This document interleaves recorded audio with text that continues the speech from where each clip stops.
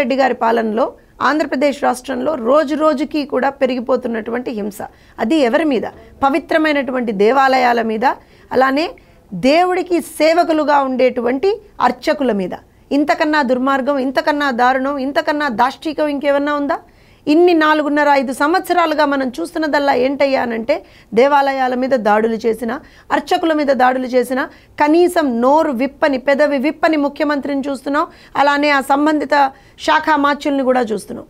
ఇవాళ నిన్నటికి నిన్న మనం చూస్తే కాకినాడలోని శివాలయంలో తను తెచ్చినటువంటి పాలు దేవుడి మీద సరిగ్గా అభిషేకం చేయలేదు అనేటువంటి ఒక నెపంతోటి అంటే ఒక అర్చకుడు ఏ రకంగా తన విధులను నిర్వహించాలి అని కూడా మేమే చెప్తాం, మేమే శాసిస్తాం అని చెప్పి ఒక వైఎస్ఆర్సీపీ నాయకుడు ఆ అర్చకుడిని కాలితోని తంతు దాడులు చేస్తూ బూతులు తిడుతున్నటువంటి ఘటన నిన్న మనం చూసాం.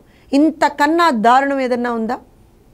ఇవాల్టి రోజున అర్చకులు చేసినటువంటి పాపం ఏంటండి ఆంధ్రప్రదేశ్ రాష్ట్రంలో? అసలు నిజంగా హిందువులు చేసినటువంటి పాపం ఏంటండి ఆంధ్రప్రదేశ్ రాష్ట్రంలో? హిందూ దేవాలయాల మీద దాడులు చేస్తారు, అర్చకుల మీద దాడులు చేస్తారు. అయినా సరే ఒక్కళ్ళ మీద కూడా ఇవాల్టి వరకు చర్యలు తీసుకున్నటువంటి ఘటన మనకు ఒక్కసారి కూడా కనిపించదు. అలానే నాకు దేవుడి మీద అపారమైనటువంటి నమ్మకం ఉంది, దేవుడిని నేను చాలా నమ్ముతాను, రోజు ఏమంటారంటే వారానికోసారో 10 రోజులకోసారో తిరుమలేశుని దర్శించుకుంది, నాకు అసలు ఏమాత్రం కూడా నిద్రే పట్టదు అని చెప్పుకుని తిరిగేటువంటి మహా మనిషి అయినటువంటి రోజా గారికి ఇవన్నీ కనపడట్లేదండి? ఎందుకు మీ నోరు ఇవాళ రోజున పెగలట్లేదండి? ఎందుకు ఆ రోజున రామతీర్థంలో రాముడి తల, నిజంగా కూడా రాముడి తల నరికి పక్కన తీసి పెట్టేస్తే కనీసం ఒక మాట మాట్లాడనటువంటి మీరా ఇవాళ రోజున హిందూ ధర్మం గురించి, హిందువుల గురించి మాట్లాడేది? అలానే అంతర్వేదిలో రథాన్ని తగలబెట్టేస్తే కనీసం మాట్లాడకుండా దాని గురించి అవహేళనగా మాట్లాడినటువంటి మీరా ఇవాళ రోజున మాట్లాడేది? అర్చకుల మీద దాడి ఇవాళ కొత్త కాదే. మనం చూస్తే భీమవరంలో ఒక మన ఏదైతే అతి పవిత్రంగా భావించేటువంటి యజ్ఞోపవీతాన్ని తుంచి పక్కన పాడేశాడే ఒక వైఎస్ఆర్సీపీ నాయకుడు, ఆ రోజున కూడా మాట్లాడలేదే మీరు? అలానే మనం తీసుకుంటే నర్సరావుపేటలో కావచ్చు, కర్నూలులో కావచ్చు, సాక్షాత్తు ముఖ్యమంత్రి గారి సొంత గడ్డ అయినటువంటి కడపలో కూడా అర్చకుల మీద దాడులు జరిగినప్పుడు ఏ మాత్రం కూడా మీ నుంచి స్పందన రాలేదే? ఎన్ని రోజులు ఈ దాష్టికాలు, ఎన్ని రోజులు ఈ దుర్మార్గాలు, ఎన్ని రోజులు ఈ దాడులు? ఏంటి ఈ రకంగా సనాతన ధర్మం మీద ఎందుకు దాడి చేస్తున్నారు? హిందువుల మీద ఎందుకు దాడి చేస్తున్నారు? ఏంటి దీనికి కారణం? అలానే మీ పార్టీలో ఉన్నటువంటి బ్రాహ్మణులకు ఇది కనపడట్లేదా? బ్రాహ్మణోత్తములుగా మనం పిలుచుకునేటువంటి అర్చకుల మీద ఈ రకమైనటువంటి దాడులు జరుగుతూ ఉంటే వైఎస్ఆర్సీపీలో ఉన్నటువంటి బ్రాహ్మణులు ఎందుకు మాట్లాడట్లేదు? మీ నోళ్ళకి తాళం కప్పలేసుకుని కూర్చున్నారా? లేకపోతే జగన్మోహన్ రెడ్డి గారు మాట్లాడొద్దని చెప్పాడా? జగన్మోహన్ రెడ్డి గారికి అసలు హిందూ ధర్మం మీదే గౌరవం లేదు కదా, హిందూ దేవాలయాల పట్ల మీదే గౌరవం లేదు కదా.